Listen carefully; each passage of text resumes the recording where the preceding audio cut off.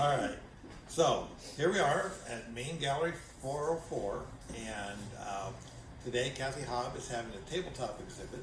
But Cathie Haab is one of our exhibiting artists, and her work is here all the time, and we encourage you to come and take a look at it. When you come in the door, it's right at the top here as you come in the door. She has prints in the bin, collage works on paper in the bin, and these wonderful cards on our card spinning rack. So I encourage you to come and take a look at them. We're going to talk with Cathie about her process, and we're going to start with where you find your images. Well, most of them come from old books, and I've collected them at sales and thrift shops, and friends have given me things, and I have a big, huge shelf of books, and I cut them up, make them into something new. And which kind of books do you gravitate towards for the images? A lot of nature books, animal books, travel books, flower, gardening books. I have some old vintage, a whole pile of old vintage National Geographics. Well, I imagine that's a good source of images, yeah. So, And a good use of old National Geographics, otherwise they take up a lot of room in the attic. They do. Yeah.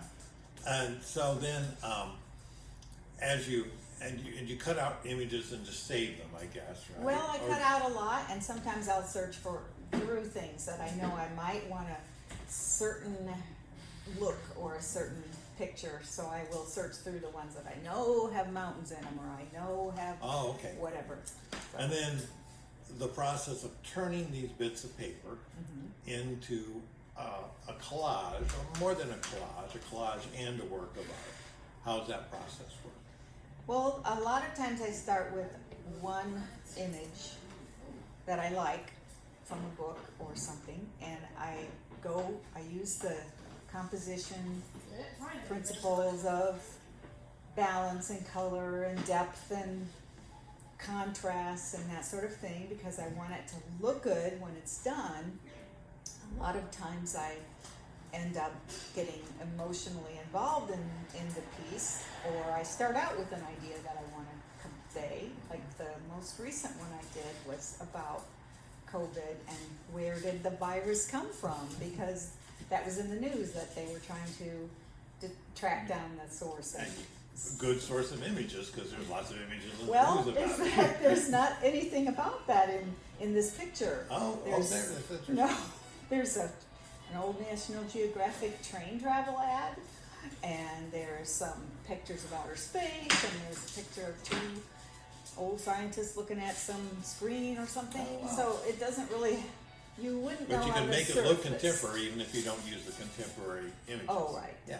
And so the story, there's always a story underneath, and to me that turns out to be a better piece if there's a story going on. A narrative, yeah. Right, Yes, and something that I feel while I'm making it comes through, and even if I have to explain it to somebody in the end, But, I'll be happy to do that. But as we said, the more you look at it, the more you get out of it. And it's not something that's just a flash image that you look at and you walk away from. You know, if you have one, you hang it on the wall or put it in a book to look at.